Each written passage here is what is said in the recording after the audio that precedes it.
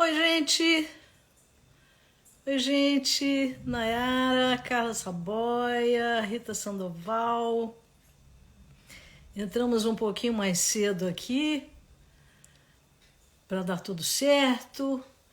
Aprendendo aqui.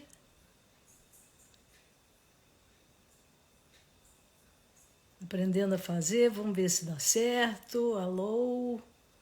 Alô? Esperando a Vera Frois, que vai entrar às 7 em ponto. Eu que estou um pouquinho adiantada. Saudades também. Olha só, quero avisar o seguinte.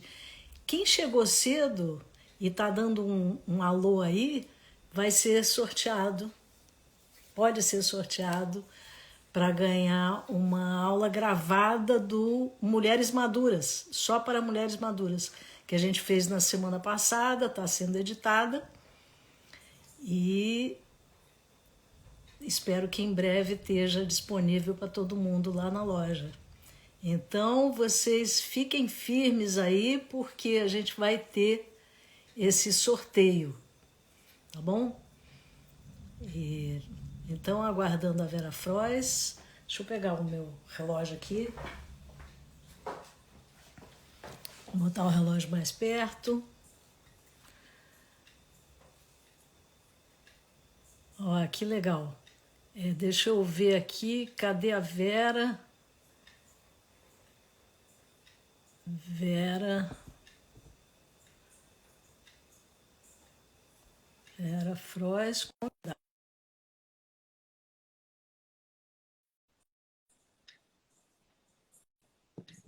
Aí, Vera, deu certo? Oba! Vera Frois, conosco. Tudo bom, Vera? Muito boa noite. Opa, tá vivo aqui o celular. Tá, só pode aumentar um pouquinho o som. Aumentar? Espera aí um pouquinho. Não, não tá mutado não, mas tá baixinho. Melhorou agora? Tá mais alto, mas pode botar ele totalmente alto. Que bom. Estamos aqui já com bastante gente, estamos com 62 pessoas. Já vi um monte de gente amiga, Carla Saboia, Nayara e outras pessoas queridas aqui que eu estou vendo os nomes passarem. Então, gente, Mara Régia, que bom. Sejam todos muito bem-vindas. Todos bem-vindas. Pode ser assim, porque quando a gente fala todes, as pessoas reclamam. Então, vamos misturar, né? Pode aumentar o seu som, Vera. Tá bom agora? Pode aumentar mais. Mais, só Pode botar volume total. vê aí o volume total, então, a minha assistente aqui. Tá no máximo? Aperta o botãozinho aí. Agora tá no... Agora tá Então, ouvindo tá bem? bom. Tô ouvindo, tá ainda um pouco baixo. Você tá me ouvindo bem? Eu tô te ouvindo super bem. Então tá ótimo. Então vamos lá. Bem-vindas, bem-vindos à semana que antecede a Páscoa e ainda estamos no período de Quaresma. E a Vera e eu batendo papo, né? Começamos a falar sobre a importância de resgatar os porquês das coisas. Né? Vera é historiadora, conhece muito mais do que só de plantas, que ela conhece muito. E eu tenho uma conexão forte com o que acontece junto com a Páscoa, que é o Pêssar, que é a festividade judaica, que é celebrada também com rituais próprios, né, que sempre coincide com a Páscoa. Então, pensamos em falar um pouco a esse respeito sobre aquilo que envolve a Páscoa e o Pêssar, e também sobre a limpeza, que é muito necessária que a gente faça de vez em quando, né? É uma tradição também, não são só as festividades que são tradicionais. O olhar das pessoas mais sábias para a coletividade para a comunidade, para a saúde, para o bem-estar da comunidade e para o senso de pertencimento também, de oferenda, de um certo sacrifício, né?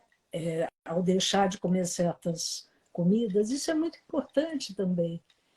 Então, deu vontade, né, Vera, da gente falar um pouco. Deu muita vontade. A gente ficou.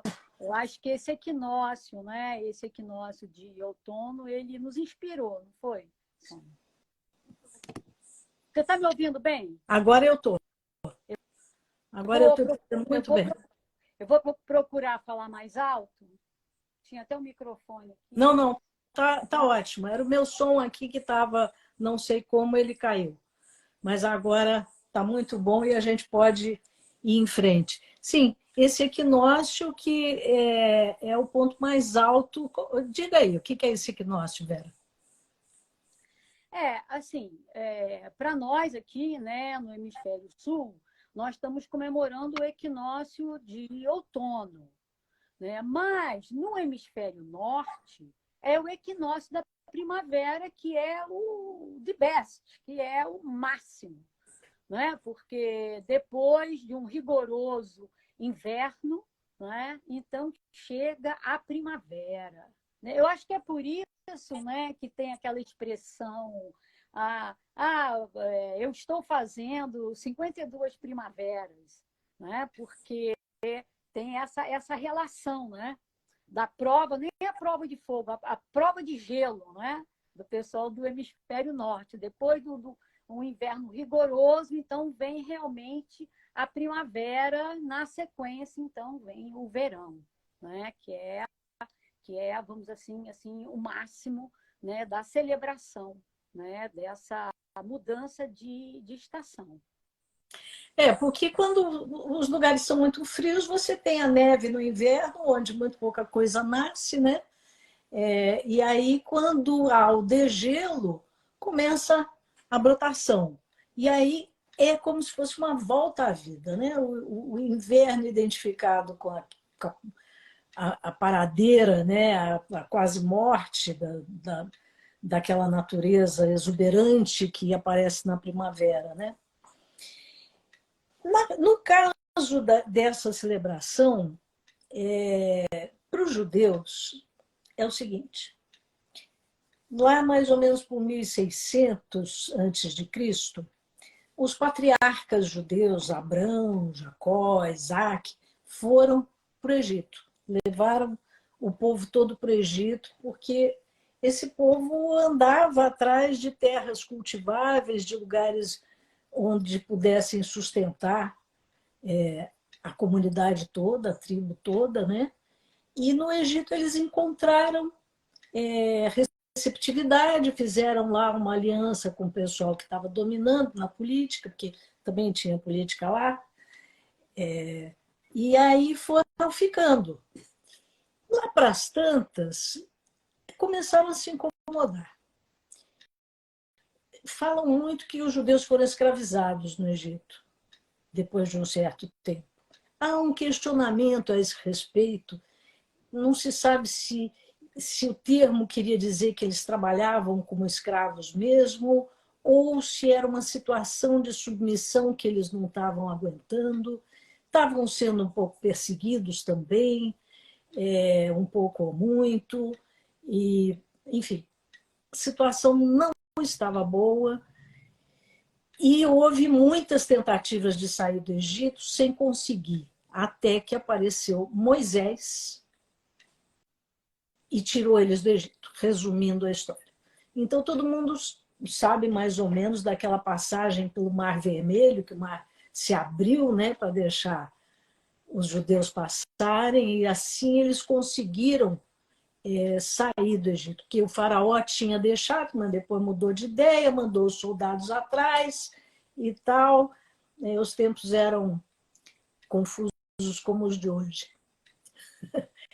E nessa saída, o que aconteceu? Eles tinham que levar mantimentos para a viagem. Como foi tudo muito rápido, eles não puderam deixar o pão fermentar. E o pão é o grande emblema da sobrevivência, não só dos judeus, mas de outros povos. Tanto que na oração Pai Nosso, a gente fala: o pão nosso de cada dia nos dai hoje. Não fala o arroz, não fala o cuscuz, não fala a banana, fala o pão. Porque o pão era, eles cultivavam o trigo intensamente, tinham um trigo de ótima qualidade, que não tinha glifosato e tal, e eles faziam uma farinha moída no moinho de pedra. Esse pão, essa farinha, era misturada com água, deixada para fermentar, crescia e virava o pão que a gente conhece, né? Esse é o levain original. Mas não dava tempo de deixar o pão fermentar. Então, eles fizeram tipo um biscoitão, que eles chamam de matzá. Então, a celebração de Páscoa dos judeus, ela existe para lembrar que já houve escravidão, que eles já foram escravos, que eles conseguiram, graças a Deus, se liberar da escravidão, que eles foram para o deserto onde eles não tinham o pão fermentado, eles comiam matzá. E a refeição, o Seder de Pêssar, que é no primeiro dia da Páscoa, a Páscoa dura 7 dias, se serve um ovo cozido, que é o símbolo da vida. Né? O ovo é emblemático desde sempre, né? Porque é o símbolo, por quê? Porque é o ciclo, porque do ovo sai a galinha que bota o ovo, que sai a galinha que bota o ovo. Né? Tinha um osso tostado de carneiro com um pouco de carne, representando o cordeiro que foi oferecido como sacrifício. Um sacrifício especial na véspera do Êxodo. Ervas amargas, para lembrar a erva amarga da escravidão, a época amarga da escravidão. Tinha o salsão mergulhado em água salgada, que era para relembrar as lágrimas dos judeus. Mas tinha também um docinho, que era uma mistura de maçã, nozes e vinho, que é uma coisa deliciosa e que remete ao fato que, mesmo em tempos difíceis, não se pode esquecer das coisas boas, gostosas, do aprendizado e tal. Então, esse é o sentido do Pêssar judaico, ou seja, numa situação de grande privação, que ficaram privados das suas casas, dos seus relacionamentos, dos seus comércios, do seu ganha-pão, e ficaram vagando 40 anos pelo deserto, né, diz a história, até encontrar a terra prometida. Então, privação e recompensa, né? Parece que é um binômio, né, Vera? Exatamente. É muito incrível essa história. Eu adoro as histórias, né? Eu, quando falo das plantas, eu sempre procuro contar a história das plantas, né? Porque tudo, toda boa história, né? Ela traz muito conhecimento, né? E aí, você falando disso, né, Sônia, a gente pensando aqui, nós estamos aqui nessa época, né, que antecede a Páscoa, né? E é bom a gente saber a origem, né? Porque se a gente for assim, observar assim, essa origem, esse simbolismo, né, da Páscoa, né, foi uma forma que o cristianismo, né, ele, vamos dizer assim, ele capturou, vamos dizer assim, as datas de celebração das culturas pagãs. Né? Pré-cristianismo, no pré-cristianismo. Então, essa data, como, por exemplo, o equinócio da primavera, lá no hemisfério norte, né? E aqui, o equinócio de outono, celebramos, se celebrava, né, a primavera, né, como você disse, a estação realmente da vida, onde a vida vai aflorar, né? E, e também você vê que todas as outras datas, né, por exemplo, o solstício de verão nosso aqui, então passou a ser a data do Natal, do nascimento de Cristo. Né? o solstício, o equinócio de outono, a Páscoa, o solstício de inverno nosso aqui, né, que é junho, né, o São João. Então, assim, datas que eram importantes, né, para a celebração das culturas pagãs, elas foram revestidas de um conteúdo cristão, não é? E comemorado essas datas. Né? E aí, se a gente vai buscar, vamos dizer assim, o simbolismo, né? Páscoa, qual é o simbolismo do coelho? Porque o coelho e o ovo, né?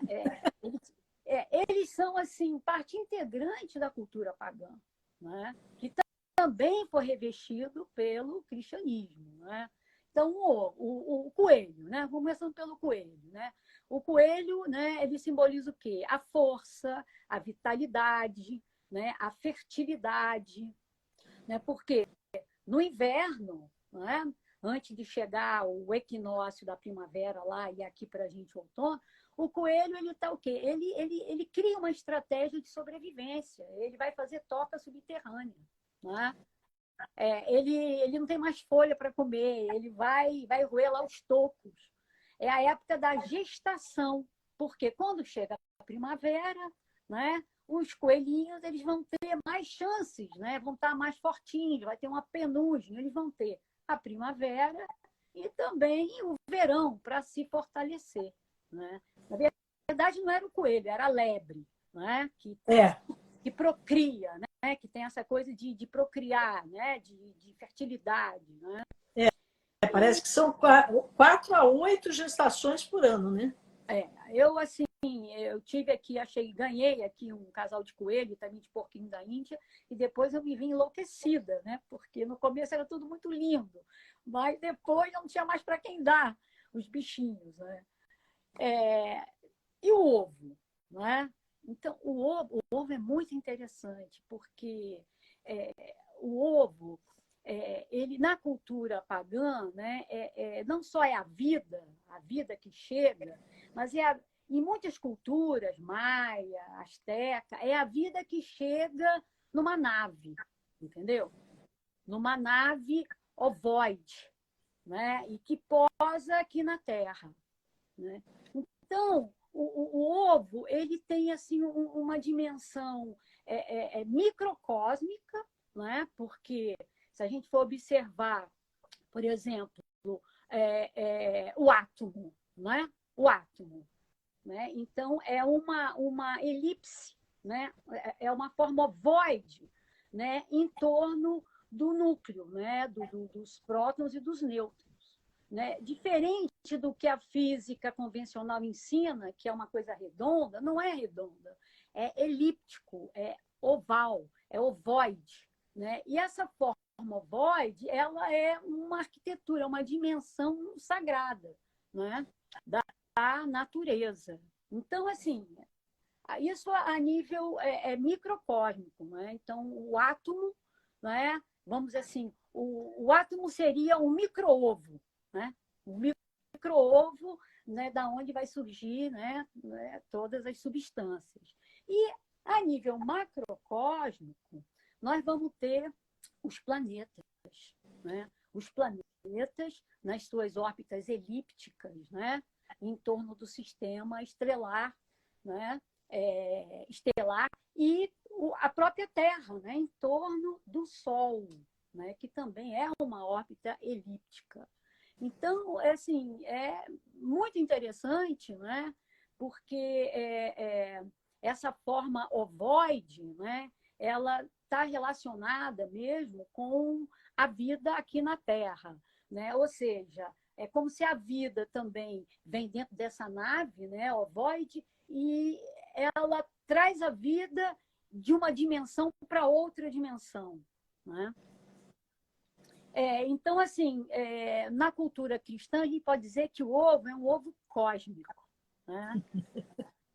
E tanto é que se pintava os ovos, né? Tinha todo um significado, né? Não só de uma nova vida, mas também um significado de transporte. A vida se transporta, né? De dimensões em dimensões. né? Então, assim, bom, eu não vou me alongar muito não, porque nós vamos falar das plantas aí nessa época, né? Foi só uma viagem cósmica, né? Mas é uma viagem, né? Mas é uma viagem. Tem as lendas em torno, né? Por exemplo, do coelho, dizem que foi a primeira criatura viva a ver a ressurreição de Jesus, porque ele estava preso dentro do túmulo, tinha uma lebre lá dentro. Exato. Então, esse é o que se conta, né, para justificar a presença do coelho. E o ovo, como você está dizendo, ele é um símbolo muito forte, tanto no Oriente quanto no Ocidente, então é uma coisa planetária, né? E acabou que começaram a fazer ovo de chocolate. Né? Isso foi a sinergia, né, do ovo, do coelho, da Páscoa, do pêssego, das festas, de tudo, né? Porque o cacau tem uma longa história, né, Vera? O cacau vem de 4.000 anos atrás, da região onde hoje é o México, onde tinha uma cultura anterior aos maias, que eram os olmecas, né? Que já usavam o cacau nas suas festas. Mas o que eles faziam? Eles torravam as sementes e eles moíam e eles ferviam e faziam uma bebida que era muito estimulante, que deixava todo mundo feliz. Eles adoçavam lá com o mel que eles tinham para adoçar, mas era muito amarga. Mas o cacau também era um remédio.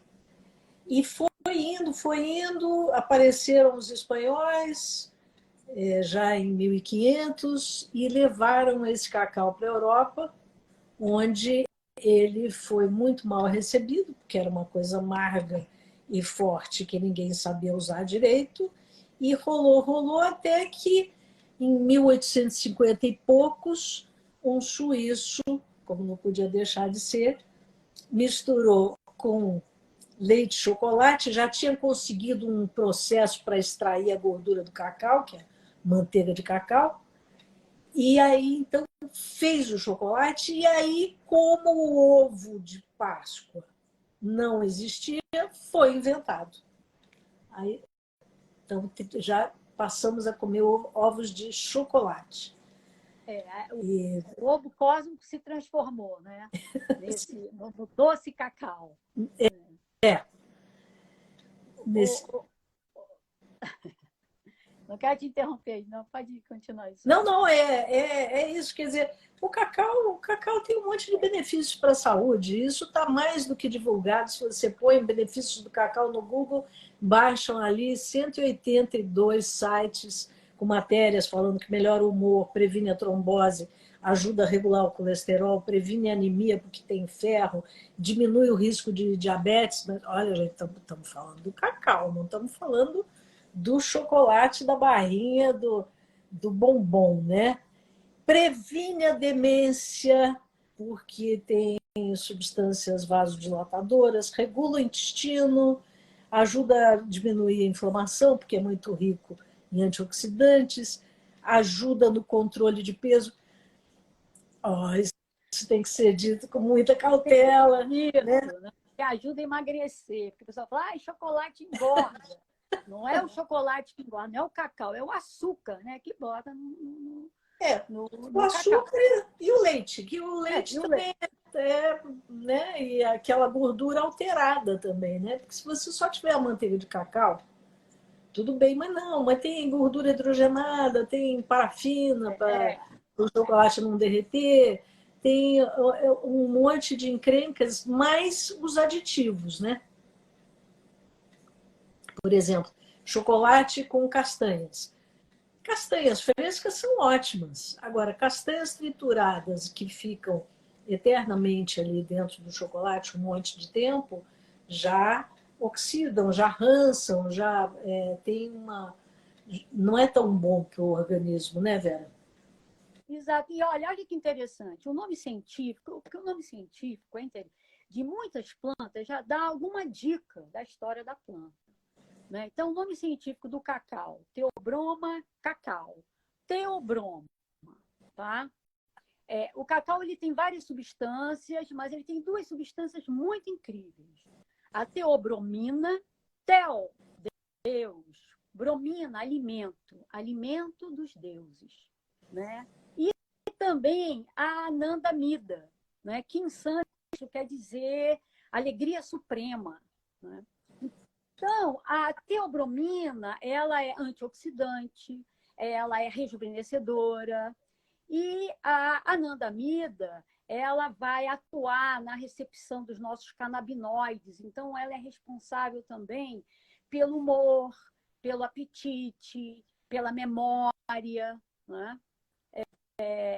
E assim, as cerimônias, né? Assim, não existe, né? Você mesmo falou, existem mais de 180 artigos sobre o cacau. Não existe a cerimônia do cacau. Existem muitas cerimônias do cacau, né? Considerado uma planta sagrada. Né? Tem cerimônias de danças, de cantos, de meditação, de silêncio. Né? E os derivados do cacau. Você falou uma manteiga de cacau. Gente, eu sou fã da manteiga de cacau. Eu uso muito nas minhas preparações, nas minhas pomadas, né? Aquela clássica manteiguinha de cacau pura, sem nada, né? Para lábios rachados, para proteção, para hidratar, para lubrificar. Né? E o cacau, por que ele é o alimento dos deuses? Por tudo isso que foi falado aqui, e também porque ele tem uma concentração muito grande, né, de magnésio, que entra em 800 combinações enzimáticas do nosso organismo, cálcio, cobre, né, ferro, é o máximo. E outra coisa, é uma planta nativa das florestas tropicais. É nossa, é nossa. É nossa. Nossa, e nós estamos hoje produzindo chocolates maravilhosos no sul da Bahia, na Amazônia, né? Você trouxe notícias de lá recentemente, não foi? Assim, são tanto da comunidade dos Yanomamis, né? Que eles estão também com cacau maravilhoso, produzindo aí umas barras de primeira qualidade, porque tem uma diferença entre a barra e o pó, não é, Sônia? Porque a barra, o ideal é você comer a barra, porque a barra tem a gordura boa, a gordura do bom colesterol. Já o pó, para conseguir fazer o pó, tem que tirar a gordura boa. É gostosinho o pó, mas ele não tem, né, todas as vitaminas, todos os nutrientes que tem a barra. Então, você vê entre a comunidade dos Yanomamis, né, e entre a cooperativa, né, dos seringueiros, lá em Boca do Acre, né, da comunidade do Santo Daime, no Seringal Mapiá, eles também estão fazendo um chocolate assim de primeira linha e estão fazendo uma coisa muito interessante, que é o mel de cacau, né, que é tirado daquela parte branca, né, da polpa do cacau. É um mel assim, caro, é um mel, né, porque é difícil você fazer o mel, né? E também a kombucha do cacau. Então, assim, olha assim, que maravilha, que fartura, né? E agora, assim, né, depois, em breve, né, domingo de Páscoa, né, é bom a gente ser bem seleto, né, no tipo de chocolate, né, que a gente vai se brindar, que a gente vai se presentear e presentear também as crianças. Porque tem que ser especial de alguma forma, né? Porque hoje em dia está tudo tão barateado, está tudo tão fácil. Tem tanta imitação de chocolate no mercado, esses produtos mais populares, eles não levam nem massa de cacau. Eles levam um doce que tem um sabor de cacau acrescentado, né? Então, e as pessoas vão comendo isso meio que diariamente, acham que é um bom lanchinho e tal, que é gostoso, que preenche ali na hora, né? Mas É a aquilo que a major. gente Pode falar. aquilo que a gente estava falando, da gente se preparar um pouco para essa Páscoa, para ressignificar, né? Eu sei que você tem umas sugestões aí de limpeza, né? Porque você sabe, quando o pessoal entra no chocolate, você às vezes é quase uma compulsão. Você recebe uma barra e você não se contenta num quadradinho ou dois ou três. A coisa vai, vai, vai, porque o chocolate ele aumenta a produção de serotonina. Então dá aquele prazer, né? Até quando você está assim, meio triste, meio deprimido, né? Pô, você come um chocolate, né? O negócio já dá um up, né? Então, assim, é importante a gente preparar o fígado, porque o fígado, né, é o nosso órgão depurativo essencial. Então, aquelas plantas que você já vai fazendo uma prevenção.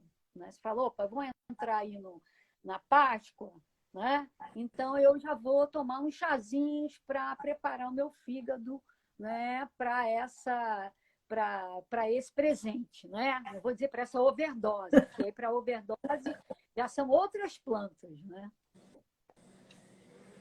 E chazinho de quê, Vera? Olha, primeiro, cadê aí o meu querido e famosíssimo, o boldo, né? O Boldo. boldo, né? Vou pegar aqui o boldo. Opa, o boldo,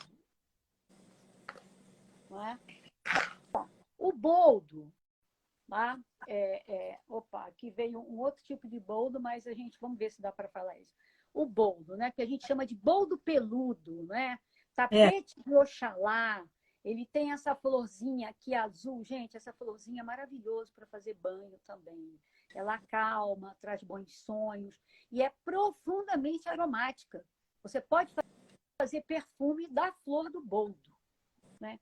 O boldo, você sabe que o boldo é uma das plantas mais citadas no levantamento etnobotânico no Brasil. É a planta mais usada pela população. E, que interessante. e você e muita gente chama, é o boldo nacional, o boldo brasileiro. Mas, gente, o boldo, a origem dele é da África. Né? E, e o boldo, ele serve, né? Todo mundo sabe, né? Mas é sempre bom a gente lembrar que o boldo é aquela planta hepatoprotetora. Ela vai proteger o fígado. Ela é uma planta digestiva. É como se fosse um engolve natural. Né? Se você também, né, abusar, né, da bebida alcoólica, você vai pegar uma folhinha do boldo, né? E você pode fazer assim, você amassa ela e você coloca dentro de um copo de água e deixa ficar pelo menos meia hora. Não precisa nem botar água quente, nem na água fria mesmo. Uma maceração aquosa. Você coloca ali e você vai tomar o chazinho do boldo. Mas você pode fazer também um infuso, né, das folhas do boldo. Mas na água fria, você já extrai o princípio ativo do boldo. Né? Ele tem muitas propriedades, ele tem muitos óleos essenciais também. Né? E o boldo, além de ser uma planta excelente para digestão, né, para azia e tal, ele também foi feito um estudo na Universidade de Pernambuco, se eu não me engano, pelo professor Matos, como uma planta que não só a folha é medicinal, mas a casca e a raiz. Então, eles encontraram uma substância na raiz que é broncodilatadora, que é antiviral, que é preventivo do câncer e que ajuda também nos casos de metástase. Olha que máximo o Máximo. boldo. E que é uma que dá à toa, né? Ele cresce com muita facilidade, ele fica enorme, ele não se incomoda com nada, se você não regar tá bom, né? É incrível o boldo, é uma planta muito generosa mesmo. Você sabe que eu faço uma cerca de boldo, porque eu pego as estaquinhas dele, né? Então, assim, para assim, separar, vamos dizer assim, a minha agrofarmácia de uma faixa de mata, eu faço umas estaquinhas, aí fica aquela cerquinha de boldo que não tem que fazer nada, entendeu? Ele vai lá, se propaga e depois você corta ele serve como matéria orgânica para o seu canteiro. como matéria orgânica para o seu o seu canteiro. canteiro. Ah, sim. Quer dizer que você corta ele para devolver para o solo Para devolver. nutrientes, né? Que barato. Que Agora, barato. a gente tem um outro tipo de boldo também, né? Que também é muito comum e ele é usado mais como ornamental. Vou pegar ele aqui, vem cá bonitinho. Opa! Embolou É o aqui. boldinho? É o O boldinho, boldinho. né? O boldo rasteiro, né? Vocês É, estão vendo aqui, ó, o boldo rasteiro. Ele também tem um pendãozinho, não está em flor, não sei se dá, mas está para mostrar como ele é bem parecido. Enquanto que esse boldo, né? Que o nome científico era Coleus barbatus, agora é Plectranthus. Né? Enquanto que o Plectranthus, o tapete de Oxalá, aqui em casa ele vai até 3, 4 metros, é giga. Esse aqui é um rasteirinho, né? Também chamado boldo rasteiro, boldo chinês, e falam até de boldo gambá. Eu acho isso ruim, porque ele não tem cheiro nenhum de gambá. Ele é super aromático, tá? E esse boldo, ele tem propriedades similares ao outro boldo. Agora, é importante a gente falar, né, Sônia, a questão da superdose, a contraindicação, tá? Então, por exemplo, o boldo da folha larga, se você tomar demais, ele vai fazer um efeito contrário, ele pode dar uma úlcera gástrica. entendi. O boldo rasteiro, se você usar demais, ele pode dar uma intoxicação, tá? Então, esse boldo, ele vai ser carminativo, ou seja, ele é excelente para eliminar gases, ele vai ajudar a produção da bilis e a excreção da bilis, também é hepatoprotetor, né? E também vai ter aquelas propriedades de ser antimicrobiano, antiviral, né? E uma planta também extremamente digestiva. Forma de uso. O boldo, né, é infusão. Ou então a maceração aquosa, que é colocar a planta na água fria. Esse boldo, ele é muito bom quando você tem uma área assim muito descampada, que não nasce nada, ficou muito arenosa. Você vai e bota o boldo rasteiro. Por quê? Ele vai fazer uma cobertura no solo, entendeu? E você pode combinar Isso. ele com plantas ativas. Então, ele faz a cobertura e você vai ter ali uma planta arbustiva. Né? Por exemplo, um aça-peixe, o próprio alecrim, uma alfazema, né? Qualquer planta que vai crescer, pode ser até uma herbácea, né? Um capim-limão. Né? Então, assim, qualquer galinho desse bolo é medicinal. Ele vai em frente. E dá para ter em vaso também, né? Porque tem muitas pessoas nos assistindo que moram em apartamento, mas dá para ter em vaso. Hoje em dia é muito fácil. Você compra o vaso de plástico, compra a terra, compra a muda, né? Ou ganha, ou rouba ali no jardim do vizinho e planta e pode botar na varanda, porque isso vai muito bem. Agora, Vera, excesso seria o quê? Por exemplo, a pessoa não pode tomar todo dia, né? Então, vamos dizer, toma 3 dias. Isso é uma boa pergunta. Eu sou muito a favor do chá alternado. Tá? Se você toma uma semana de boldo, do boldo peludo, né? Tapete Oxalá, você vai descansar uma semana desse boldo e vai tomar o outro tipo de boldo, que é o rasteiro. Depois você pode alternar com a carqueja, que também é hepatoprotetora. Né? A carqueja. Vou pegar aqui a carqueja. Tá? Nós mostramos, inclusive, na aula passada, não é, Sônia? A carqueja. Foi, a carqueja, a fertilidade, inclusive. Exato, a planta da fertilidade. Aí eu estou mostrando aqui 2 espécies de carqueja. Olha, esse tipo de carqueja, que é bacária, vocês estão vendo que ela é grande, que é chamada de carqueja amarga, tá? E A carquejinha, olha como é que ela é diferente, ela é miudinha, tá vendo? Tem essas hastezinhas miúdas aqui, ó, dá para ver bem. Enquanto que essa aqui é a grande. O pessoal fala, a carquejinha é melhor de tomar. Realmente, ela é menos amarga, né? Porque as plantas do fígado, né, gente, são plantas amargas, né? Tem essa relação, né? E a carqueja, ela também, ela é fácil de cultivar, né? Você pode alternar. Então, estamos falando do chá alternado, né? Pode ser o boldo, descansa. Ah, eu tomei 15 dias do boldo, então você vai sempre descansar o dobro. 30 do boldo, 30 dias, e aí você vai usar outra planta que seja hepatoprotetora, como é o caso da carqueja, tá? Da qual também é importante não fazer muito forte, né, Vera? Porque as pessoas dizem, ah, mas é amargo demais, mas é porque bota um pedaço muito grande. A questão da dose é uma questão importante, né, Sônia? Porque a dose ela pode transformar a planta num remédio ou num veneno. Então, assim, qual é a dose padrão? A dose padrão são 5 gramas para cada 100, 150 ml no máximo. Tá? Então, 5 gramas é o quê? É uma colher de chá generosa, tá? Para cada 100 ml, para uma xícara pequena. Então, você mais ou menos vai fazendo essa proporção, né? Entende? É só para, assim, eu acho tão interessante essa forma da carqueja, né? Da Baccharis, que é uma planta nossa, gente, é uma planta indígena, uma planta nativa. Aqui em casa é mato, mas tem lugar que ela não dá, porque ela gosta de altitude, ela gosta de um clima temperado, e ela não tem folha, né, gente? Ela tem asas. É Ela tem... muito interessante. É muito E aí, interessante. é, e aí a pessoa fala, mas poxa, mas como é que eu vou plantar? Né? É muito fácil, ó, cada hastezinha dessa é uma nova planta. Você vai plantar. É. Né? Ela enraiza e vai embora. Também ela Agora, eu sei que você ainda tem outra planta para falar para limpeza prévia, né? A limpeza pré-esbórnia da Páscoa, né?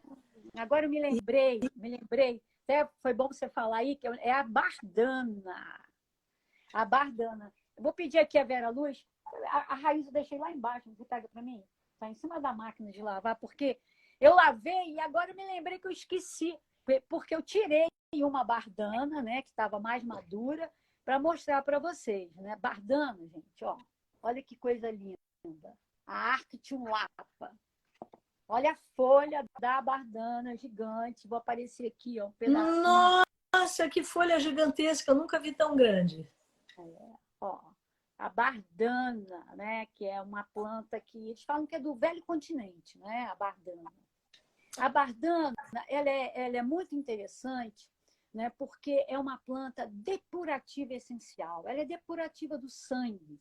Então, ela também é excelente para as pessoas que têm problema de pele, né? Alergias, dermatite, dermatoses. Né? A bardana é hepatoprotetora, né? Ela também ajuda nos processos de diabetes. Né? E aí você vai usar o quê? Você vai usar a folha, né? E a raiz. Na raiz está concentrado mais os seus princípios ativos. Ela tem mucilagem, ela tem flavonoides e tal. Então você vai fazer decocção. Você vai ferver a folha, né? 2 minutos, 1 minuto, 2 minutos, e a raiz você pode ferver um pouquinho mais. É uma planta que demora, né? Você leva assim uns 6, 7 meses para poder tirar a bardana. Olha, aqui eu colhi uma raiz de bardana, ela nem está muito grande, né? Mas assim, o que dá para ver aqui? Né? A raiz da bardana. E a gente pode encontrá-la no mercado, especialmente nas barracas japonesas, até com assim 70, 60 centímetros de comprimento. Exato. Né? E assim, e ela não está amarelinha porque eu não tirei a casca, mas ela fica assim amarelinha quando você tira a casca. E você pode. Essa aí eu tirei só para mostrar ao pessoal, mas quando a dica é o seguinte: quando as folhas estão amarelas, é que é a hora de colher a raiz. De colher a raiz. Dá uma dica. E aí, Sônia, olha que interessante também. são as raízes, não é? As raízes não, perdão. As sementes, né? As flores e as sementes da bardana. Tá? Olha só, né? Ela já deu a florzinha, né? Então agora ela está com a semente, tá? A semente aqui é a semente seca, tá aqui dentro. Ela tem parece espinho, né? Mas são folhas modificadas, é um falso espinho para proteger a semente.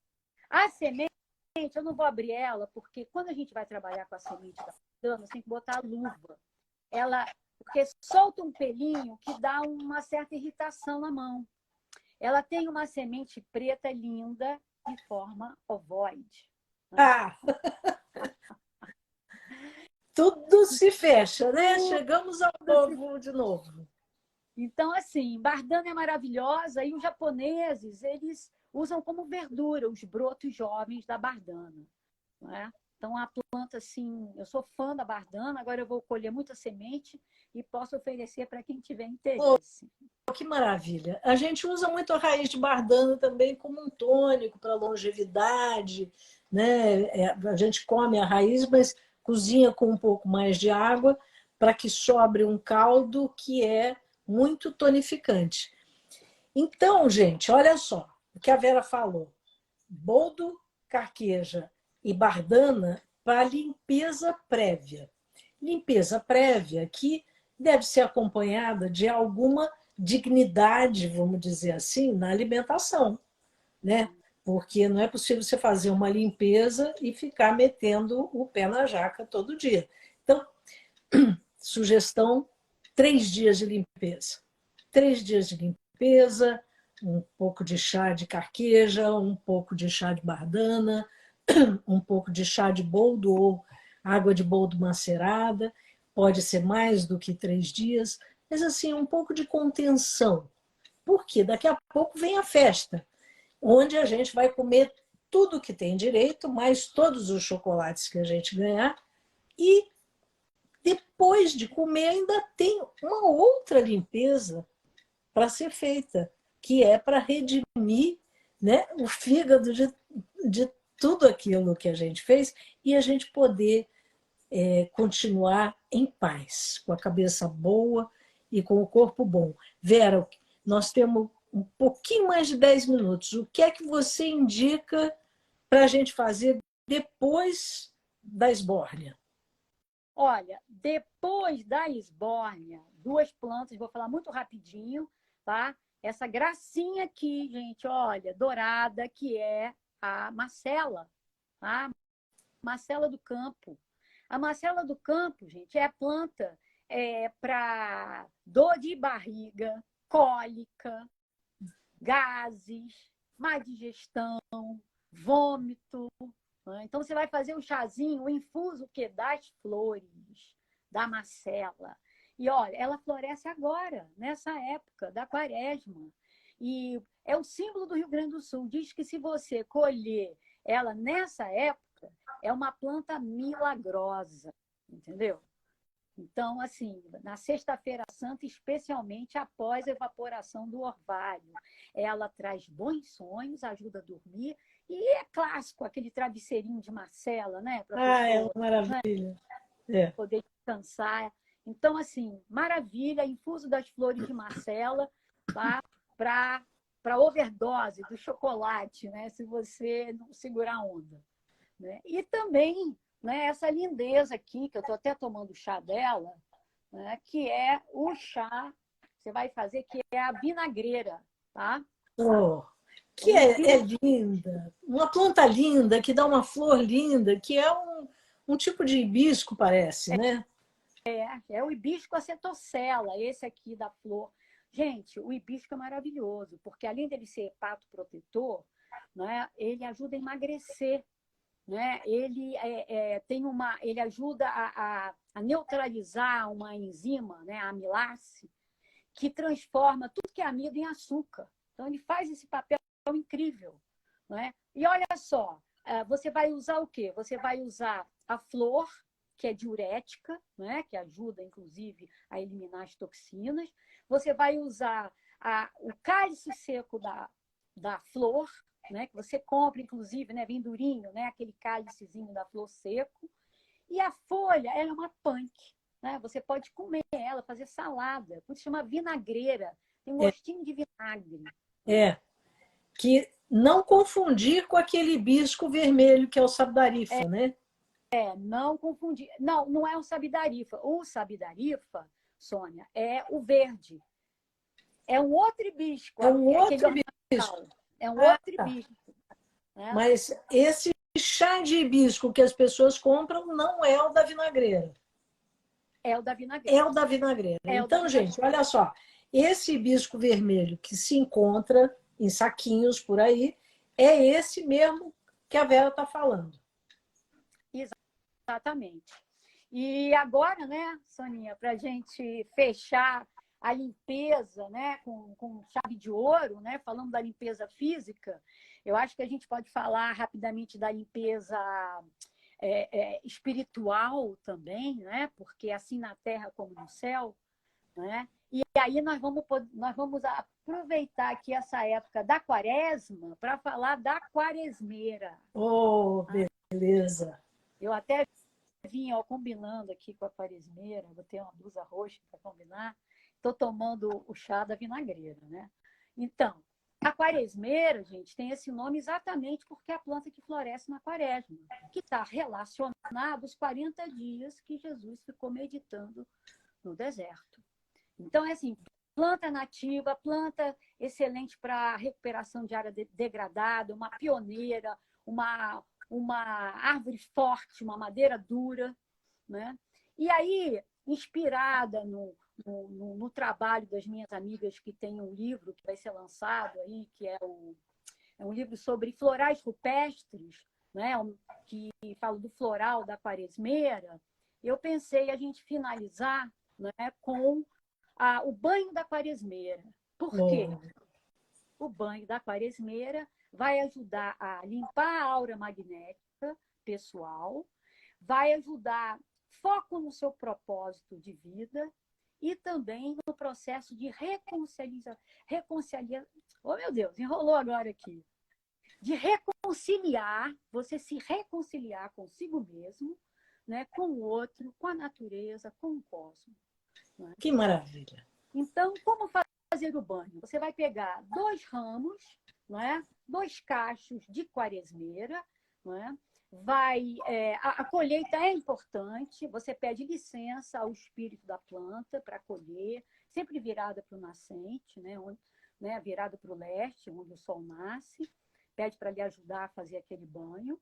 Vai pegar um recipiente, pode ser um balde, uma bacia, né, o que você tiver, vai colocar 2 litros de água, né, água fria ou quente, da sua preferência, vai despetalar a quaresmeira, concentrado, né, nesse propósito, né, e após o seu banho de limpeza e de higiene pessoal, normal, importante, você vai deixar 2 horas em maceração, aquelas pétalas de molho na água. Se tiver sol, você deixa em maceração solar. Se não tiver sol, você cobre e deixa por 2 horas. Após o seu banho, né, natural, o seu banho de limpeza, você vai jogar na cabeça, né, bem na cabeça, porque vai trabalhar com o chakra coronário, não é? E que está ligado na pineal, a glândula da espiritualidade, né? Que tem a cor, esse chakra tem a cor violeta. Né? Então, você vai jogar na cabeça, né? Esse líquido, né? Mentalizando a limpeza de todas as coisas que são necessárias você desapegar, né? E a focar no seu propósito de vida, né? E também procurando o seu alinhamento, né? Com os corpos sutis. Então, esse é a nossa dica, né, do banho de quaresmeira, antes ainda da Páscoa, né, aproveitando aí que nós temos ainda uns dias, para fazer esse detox do corpo e também do espírito. Que maravilha! Olha, só de você contar como é que faz esse banho, de você falar em propósito de vida, de você falar na gente colher virada para o leste, para o nascente do sol, de forma concentrada, né? Só de você falar, eu já me senti assim outra pessoa. E tem muita quaresmeira florida por aqui, eu vou tratar de fazer.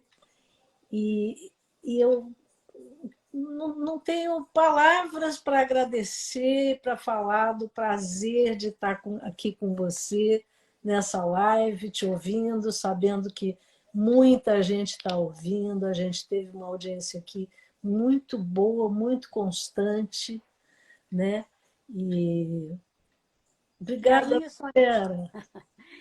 eu que agradeço. Aí eu quero aproveitar esses minutinhos finais só para dizer que quem tiver interesse em curso online comigo, em curso, eu vou dar uma vivência presencial só para 10 pessoas, vou abrir as portas do meu sítio aqui em maio, e mesmo interessado nos produtos que a gente faz com muito carinho, da Viride. Entra, né? Manda mensagem no meu Instagram, que nós vamos responder, vamos atender, tá? E aí dizer assim, vamos aproveitar essa Páscoa, né, gente? Esses últimos dias ainda de Quaresma, né? Para a gente fazer esse detox importante e porque entender que todas as culturas elas se complementam, né? A pagã, a cristã, a judaica, né? São conhecimentos, o conhecimento intuitivo, farmacológico, científico, popular, né? Tudo isso vai agregando valor, né? Na nossa vida, no nosso trabalho, né? E assim, no mais, né? Perceber que o DNA, né? O DNA ele está na Terra, dentro de um ovo cósmico e faz parte de todas as criaturas aqui. Né? Que maravilha, que maravilha. Vamos fazer isso tudo, gente. Muito obrigada, beijos para todos. E a pessoa sorteada, aguarde que vai chegar uma mensagem. Maravilha, uma ótima Páscoa para todos. Beijo no coração, Sônia.